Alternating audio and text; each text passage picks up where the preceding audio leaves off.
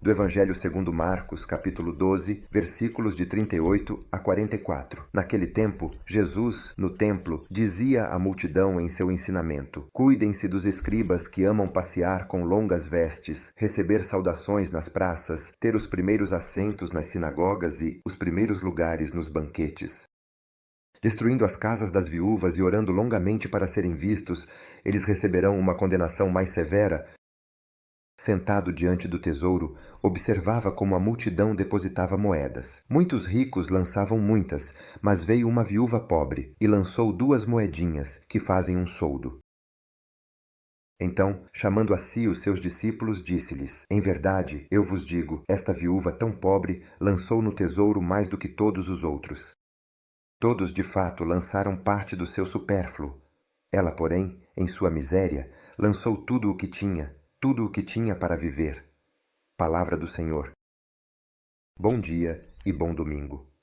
Hoje, também nos colocamos aos pés de Jesus, aos pés do nosso Senhor, do nosso Mestre, que continua a nos ensinar a arte da vida, a arte do amor, e nos colocamos aos seus pés para ouvi-lo como a multidão o ouvia no templo. E Jesus não tem medo de falar abertamente sobre a hipocrisia dos escribas, mas, falando deles, ele não está falando apenas deles, mas também está falando a mim, a você, a cada um de nós que às vezes corremos o risco de cair na armadilha em que também esses escribas e fariseus caíram. E o que diz Jesus? Cuidado com escribas que amam passear com longas vestes, receber saudações praças, ter primeiros assentos sinagogas e primeiros lugares banquetes. É preciso ter cuidado com quem? É preciso ter cuidado com aqueles que admiramos. Cuidado ao observar aqueles que pensamos que nunca erram e dizemos, são. Assim e com certeza, e assim devem agir.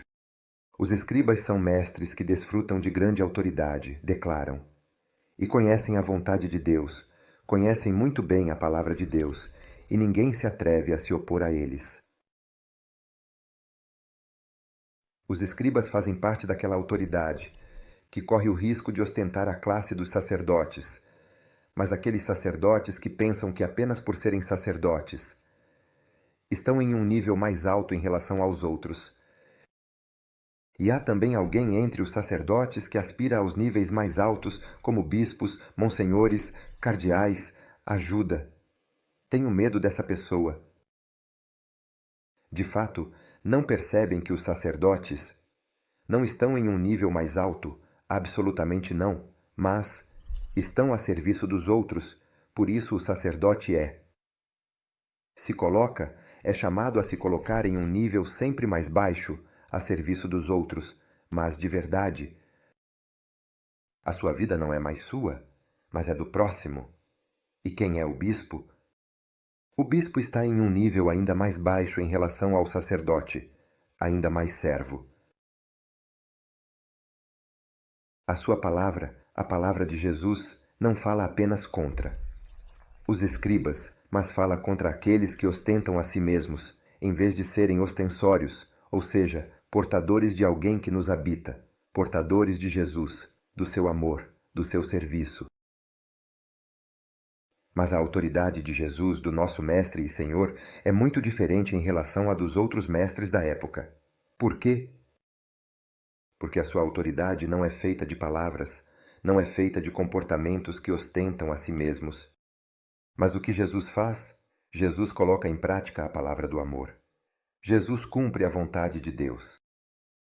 E ele faz isso em segredo, não quer nem ser aplaudido, e quando fazia algo de especial, o fazia à parte. Jesus, de maneira clara, explica a palavra do Pai, mas a cumpre, a coloca em prática. Primeiro a vive e depois a anuncia. Mas qual era o desejo que movia os escribas? Claramente, nem todos os escribas. Qual era o amor deles? Para quem dirigiam? O próprio coração.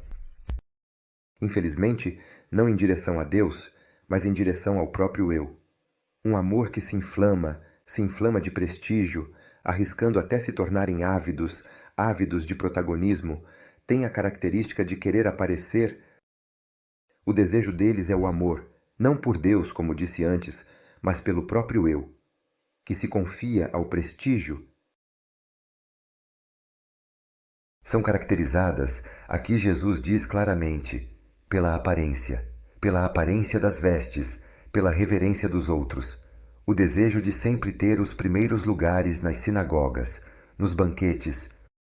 Interessante. Quando fui à Terra Santa alguns anos atrás, ao entrar em uma sinagoga antiga, entendi onde estão os primeiros lugares de que Jesus fala. De fato, quando pensamos nos primeiros lugares, o que pensamos? Não são como os nossos primeiros lugares, aqueles que entendemos em nossas igrejas, aqueles na frente do altar. Não. Os primeiros lugares na sinagoga são aqueles que ficam quase na entrada da sinagoga. É exatamente ali que estão os primeiros lugares. Havia até um assento feito de pedra com um apoio de braço. E assim, quem está sentado no primeiro lugar, ou seja, na entrada da sinagoga, pode receber a primeira saudação, a primeira referência. E aquele que está sentado ali é quem pode ver todos que entram depois dele e saber quem está presente e quem não está. E por quê? Para que quem entra possa ser visto por aquele que está sentado no primeiro lugar.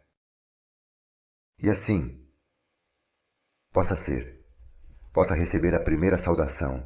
Essas pessoas são vistas pelas pessoas como as mais importantes, as pessoas realizadas, que todos olham com uma santa inveja. Uau! Estes são os mestres que eles gostariam de seguir. São os mestres que eles mesmos gostariam de ser.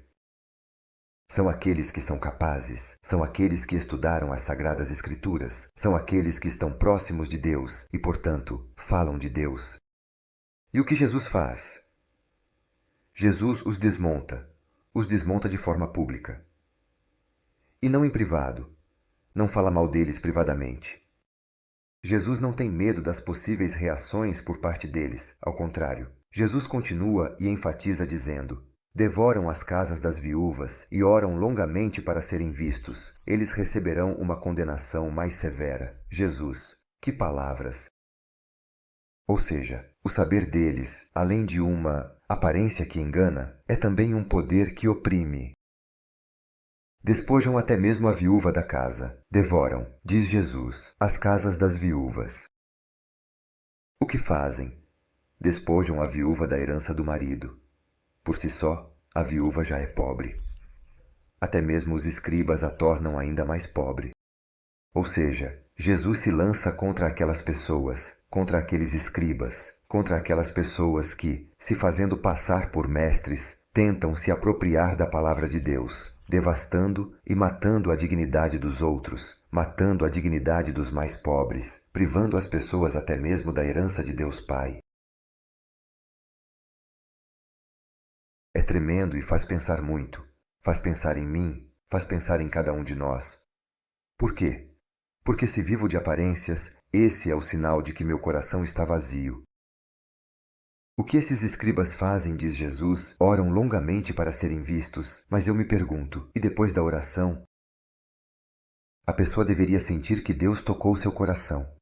E eles sentiam que Deus havia tocado seu coração. Depois da oração, como está meu coração? Como está o seu coração?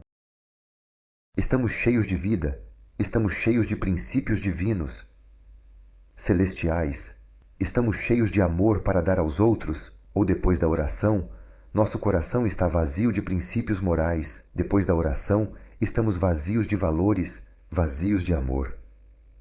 Eu me pergunto, mas depois da oração, estou vazio ou estou cheio de Deus? Consigo cumprimentar alguém depois que vou orar. Quem sou eu? Depois da oração, a oração é pura aparência. Porque se eu me encontro com Deus, Deus entra em mim. E, quando entra em mim, quer agir através das minhas mãos, quer falar através da minha boca, quer olhar através dos meus olhos, quer amar através do meu coração. Deus, o Deus que encontro na oração, é um presente. Se eu, depois de ter orado, depois de ter dado meu tempo a Deus, não vivo por Deus, isso significa que desperdicei meu tempo. O que fazem os escribas? Oram para serem vistos, diz Jesus. Então não podemos nos perguntar: mas você está orando, eu estou orando, estou me encontrando com Deus, ou estou ali em pé na frente de todos para que os outros possam ver que eu oro. Mas o que estamos fazendo? Sou um ator. Mas, depois da oração, depois do encontro com Deus,